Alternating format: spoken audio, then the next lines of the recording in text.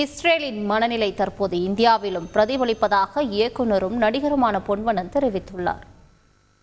இது ஒரு வரலாற்றில் தொன்மை காலத்தில் நடந்த ஒரு கதையை அல்லது வரலாற்று நம்பிக்கையை அடிப்படையாக கொண்ட ஒரு போர். இஸ்ரேலர்களுடைய மனநிலை தான் இன்னைக்கு இந்தியாவில் இருக்கக்கூடிய ஒரு குறிப்பிட்ட மதம் சார்ந்து இந்தியாவை மாற்ற வேண்டும் என்று நினைப்பவர்களுடைய மனநிலை. இது பூர்வீக நாடு, இது எங்களுடைய தேசம், இந்து தேசம். இஸ்ரேல் பாலஸ்தீனம் என்பது இஸ்ரேல் பாலஸ்தீன பிரச்சனை மட்டுமல்ல, இன்று நடக்கக்கூடியது உலக அளவில் மிகப்பெரிய சம்பவங்கள் காத்திருப்பதற்கு முன்னோடியது. செய்திகளை உடனுக்குடன் தெரிந்து கொள்ள உடனே சப்ஸ்கிரைப் பண்ணுங்க.